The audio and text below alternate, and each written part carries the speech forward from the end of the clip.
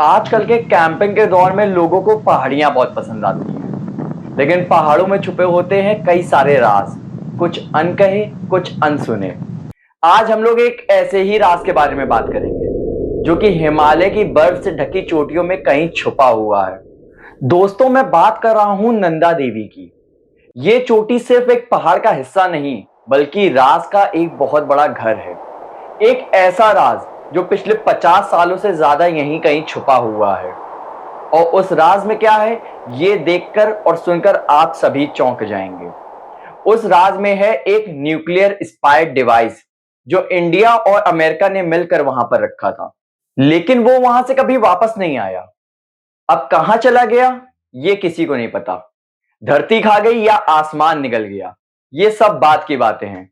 इसमें सबसे इंपॉर्टेंट बात यह है कि उसमें एक ऐसी धातु थी जो अगर एनवायरनमेंट में मिल जाए तो सबका नाश कर सकती है। उसमें था प्लूटोनियम। प्लूटोनियम एक ऐसा रेडियो एक्टिव चीज है जो अगर एनवायरनमेंट में मिल जाए तो पूरे गंगा के पानी को भी जहर कर सकती है। अब कहानी शुरू होती है 1960 में। उस टाइम दुनिया दो कैंप्स में बंधी हुई थी। एक तरफ था यूएसए और दूसरी तरफ था यूएसएसआर एंड चाइना। चाइना ने अपना पहला न्यूक्लियर टेस्ट सन 1964 में किया और अमेरिका को डर था कि चाइना बड़ी तेजी से अपने मिसाइल और न्यूक्लियर टेस्ट को लेकर आगे बढ़ रहा है। प्रॉब्लम यह थी कि अमेरिका के पास चाइना पर नजर रखने के लिए सैटेलाइट्स और ड्रोन्स अभी लिमिटेड थे। तो उन्होंने सोचा, हिमालय की चोटियों पर एक ऐसा लिसनिंग डिवाइस लगा देते हैं जो चाइना के मूवमेंट्स और उनकी टेस्टिंग पर नजर रखेगा और उन्हें रिकॉर्ड करेगा। लेकिन साथ ही साथ प्रॉब्लम यह भी थी कि हिमालय में पावर सप्लाई कहां से मिलेगा। यहां ना तो सोलर काम करता है, ना ही कोई बैटरी काम करती है। तो अमेरिका ने एक न्यूक्लियर बैटरी बनाई जिसमें था प्लूटोनियम 238। ये प्लूटोनियम खुद में गर्म होता है और इससे इलेक्ट्रिसिटी बनाई जा सकती है। इसको कहते हैं RTG, radio isotope thermo electric generator. अब आप सोचो, इस छोटे से आरटीजी में इतना ज्यादा पावर था कि ये 100 साल तक चल सकता था। पर साथ ही साथ एक साइड इफेक्ट भी था कि अगर ये टूटा और लीक हो गया तो पूरा एरिया रेडियो एक्टिव हो जाएगा। लेकिन इससे अमेरिका को क्या लेना देना था। अमेरिका को तो बस चाइना से डर था और उसने मन ही मन इस रेडियो एक्टिव डिवाइस को हिमालय में छुपाने का प्लान बना लिया था।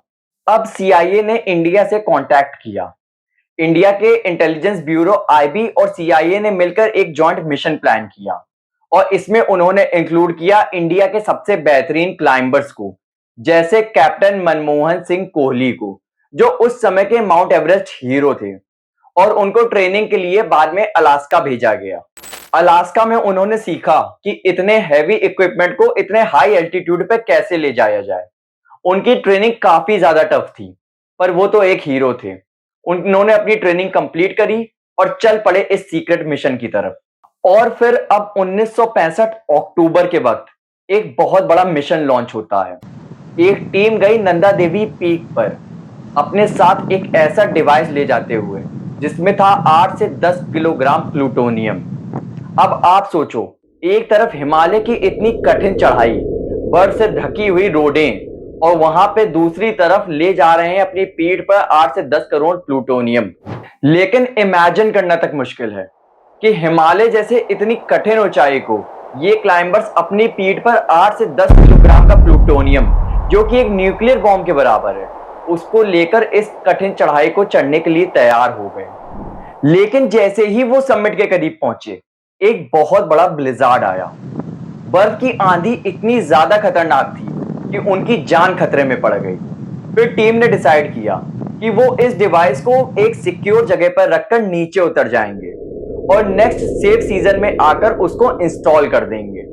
उन्होंने ये डिसीजन इसलिए लिया क्योंकि शायद डिवाइस को साथ में नीचे लेकर उतरने से वो डिवाइस टूट जाता और शायद बहुत बड़ा नुकसान हो जाता। इसलिए उन्होंने डिवाइस को एक दरार में जैसे तैसे एंकर करके छोड़ दिया और बहुत धीरे धीरे संभलकर अपनी जान बचाकर नीचे उतर आए। अगला सीजन आया। टीम ने वापस नंदा देवी पीक पर अपनी चढ़ाई स्टार्ट कर दी। लेकिन जैसे ही वो वहां पर पहुंचे, उन्हें शॉक लग गया। डिवाइस गायब थी, ना आरटीजी थी, ना प्लूटोनियम, कुछ भी नहीं। सब लोग हैरान रह गए। शायद पहाड़ से गिरती हुई बर्फ ने उसे खींच लिया था या फिर वो किसी ग्लेशियर के अंदर समा गया था। सच क्या है, ये आज तक किसी को नहीं पता चला। अब शुरू होता है असली टेंशन, क्योंकि उस डिवाइस में जो प्लूटोनियम था, वो रेडियो एक्टिव था। अगर वो ग्लेशियर के मेल्ट होने पर पानी के साथ नदियों में कहीं घुल जाता, तो सोचो पूरा पानी दूषित हो जाता। गंगा का पानी जहर बन जाता, जिस पानी को लोग पीते हैं, जिससे खेती होती है और जो मंदिरों में चढ़ाया जाता है, ये हर चीज दूषित हो जाती। साथ ही साथ हो सकता है इसके नेगेटिव इम्पैक्ट पर देश में हजारों लोगों की जानें चली जाती। एक छोटी सी गलती कितनी बड़ी सजा बन सकती है, इसका अंदाजा लगाना भी हम लोगों की सोच से परे है। 1966-67 में कई सारी सर्च पार्टीज भेजी गईं, जिसमें न्यूट्रॉन डिटेक्टर, हेलीकॉप्टर्स और माउंटेनियर्स सब यूज किए गए, लेकिन कुछ भी नहीं मिला। डिवाइस तो जैसे जमीन के अंदर समा गया हो। लेकिन यही सच 1978 में पब्लिक हो जाता है, जब अमेरिकन न्यूज़पेपर और इंडियन पार्लियामेंट में सवाल उठता है।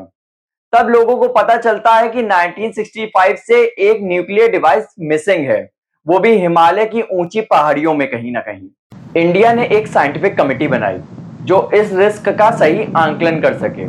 कमेटी का नाम था आत्माराम कमेटी। कमेटी ने कहा कि मॉनिटरिंग करना तो जरूरी है, लेकिन कंटेमिनेशन का एग्जैक्ट एविडेंस मिल पाना काफी मुश्किल। तब से लेकर आज तक लोकल लोग और साइंटिस्ट काफी परेशान हैं।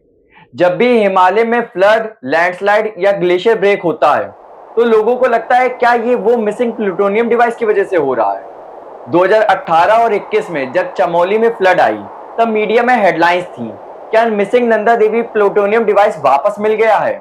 एक्सपर्ट्स ने कहा कि इसका कोई साइंटिफिक प्रूफ आज तक नहीं मिला है, लेकिन पॉसिबिलिटीज को इग्नोर करना भी सही नहीं है।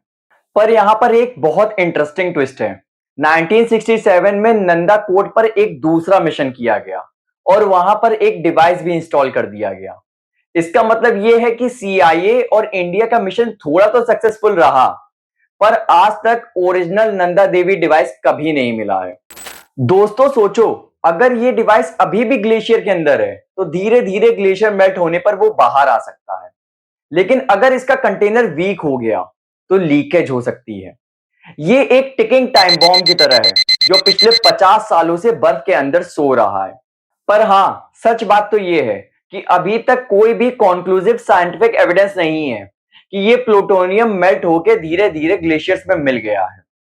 लेकिन मॉनिटरिंग करना काफी ज्यादा जरूरी है, स्पेशली तब जब हिमालय क्लाइमेट चेंज होने की वजह से तेजी से पिघल रहे हैं। साथ ही साथ ये कहानी हम लोगों को एक और सीख देती है कि कोल्ड वॉर के टाइम पे जो भी सीक्रेट ऑपरेशंस किए गए हैं, उन्होंने सिर्फ जासूसों की जिंदगी को नहीं, बल्कि ह्यूमन लाइफ्स और एनवायरनमेंट को भी खतरे में डाल दिया है। और मजे की बात तो ये है कि गवर्नमेंट ने इसके बारे में पब्लिक को बताया तक नहीं।